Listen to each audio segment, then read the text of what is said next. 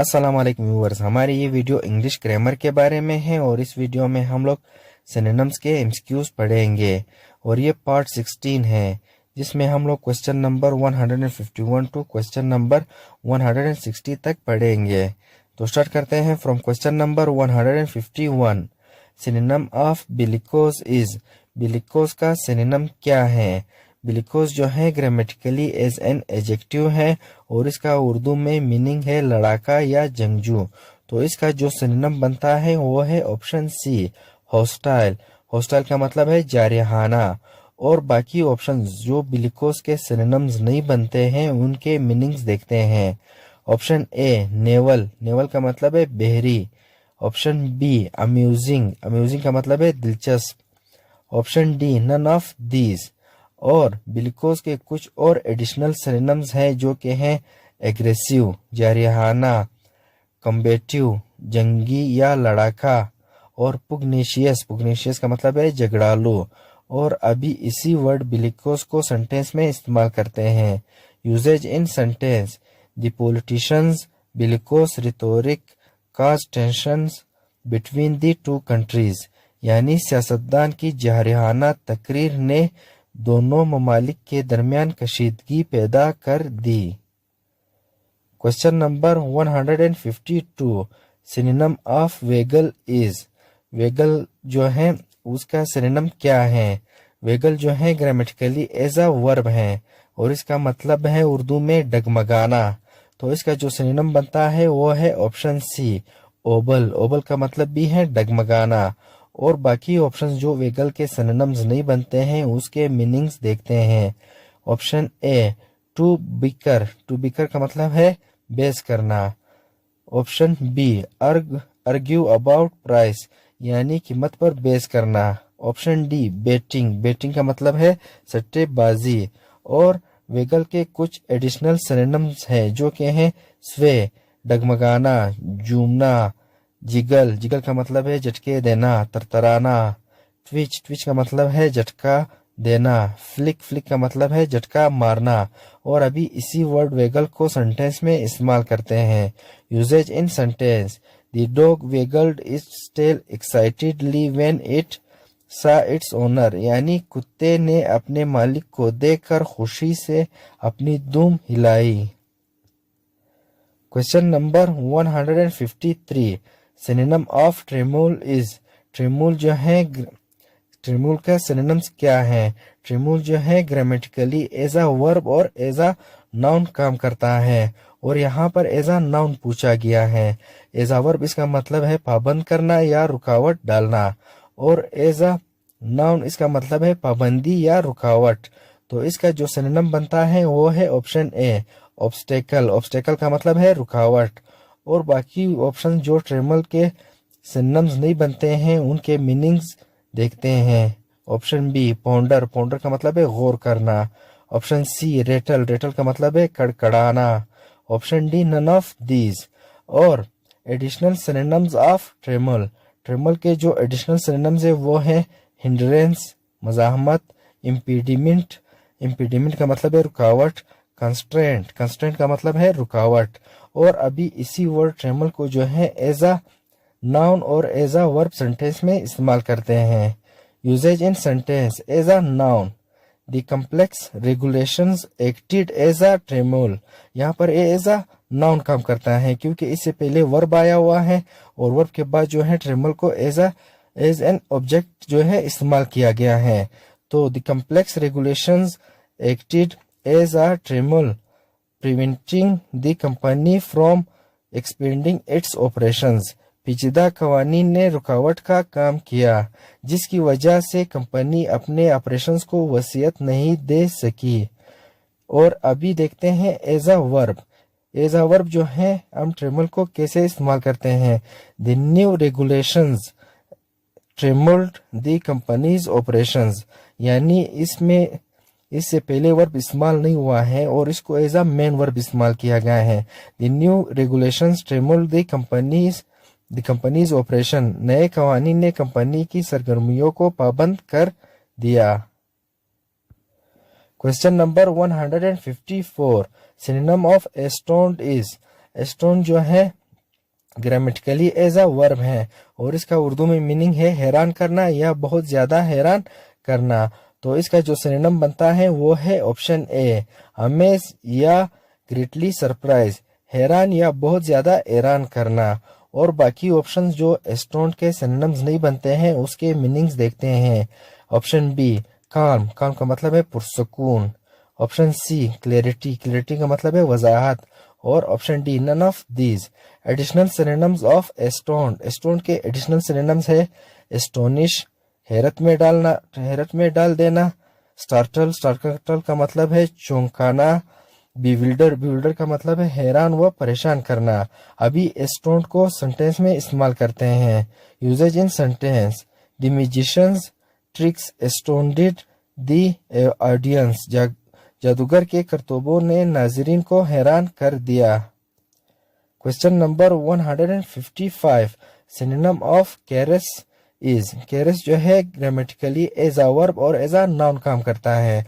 और कैरस का जो मीनिंग है उर्दू में वो है प्यार से चूना, यानी हाथ से, इसमें हाथ इन्वॉल्व होता है, हाथ से किसी चीज को प्यार से चूमना उसको कहते हैं चूना। चूना का मतलब है टच करना।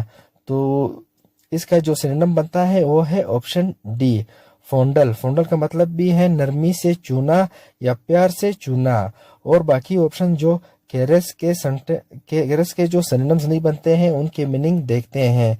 ऑप्शन ए एडोर, एडोर का मतलब है मोहब्बत करना। ऑप्शन बी किस, किस का मतलब है बूसा देना।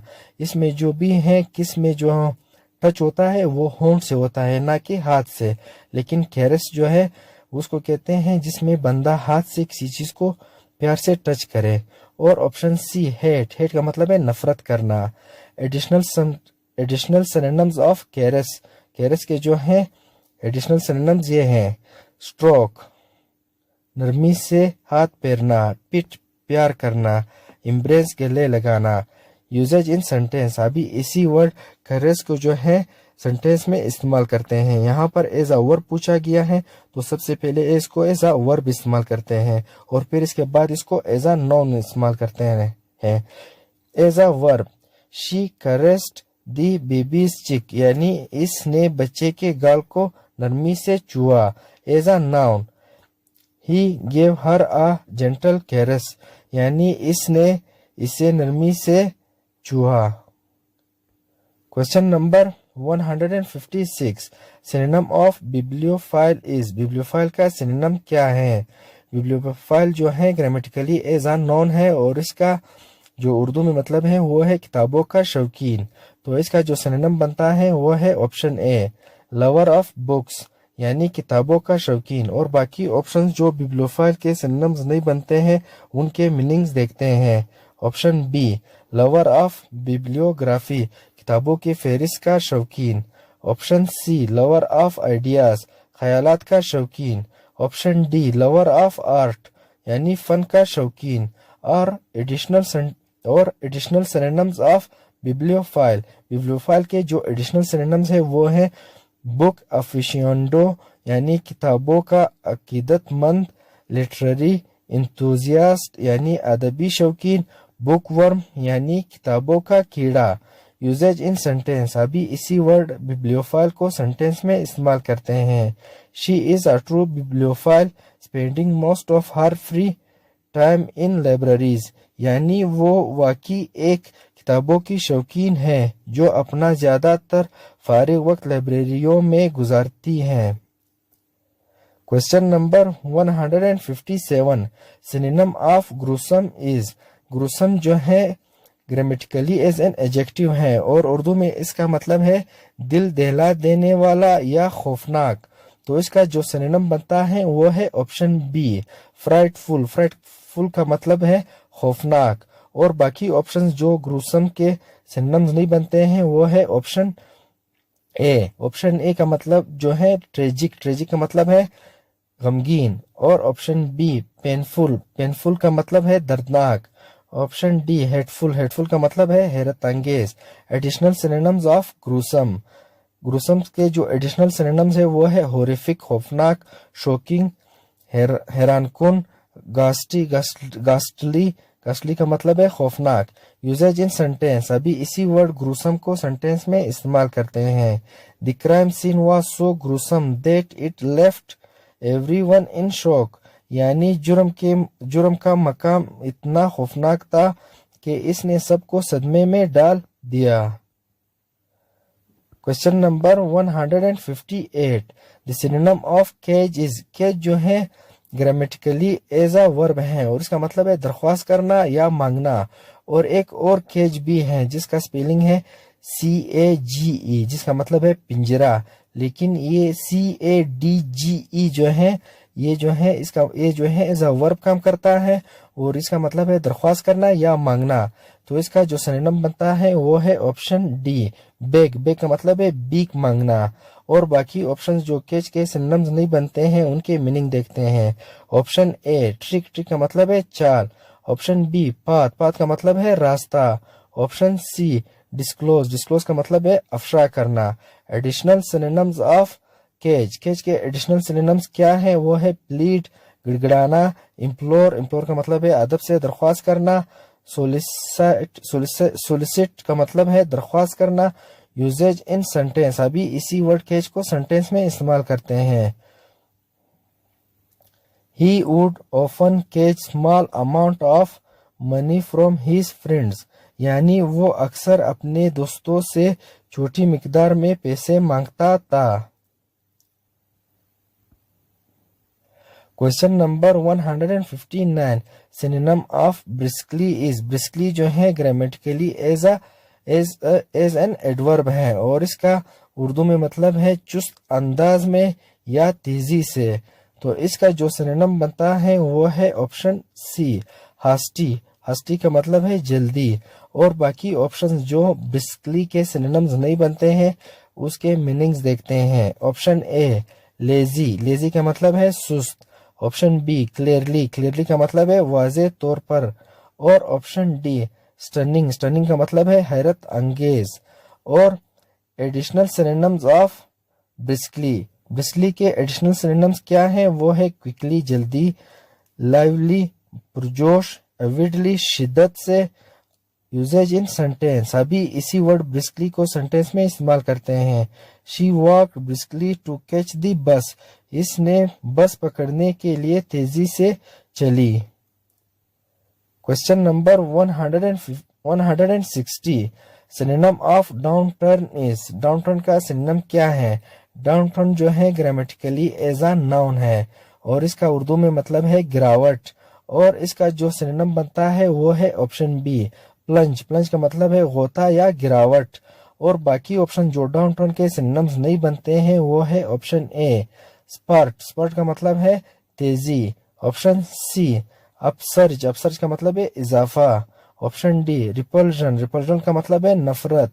Additional synonyms of down turn, down turn के एडिशनल सिनोनिम्स क्या हैं? डिसेंट गिरना, टंबल गिरना, सबमर्ज डूबना। और अभी इसी वर्ड डाउन टर्न को सेंटेंस में इस्तेमाल करते हैं। Usage in sentence, downturn in the economy has led to increased unemployment, मैशत में गिरावट ने बेरोजगारी में इजाफा कर दिया है। तो आज की वीडियो हम लोगों की यहाँ तक थी, मिलते हैं नेक्स्ट वीडियो में, तब तक अल्लाह हाफिज।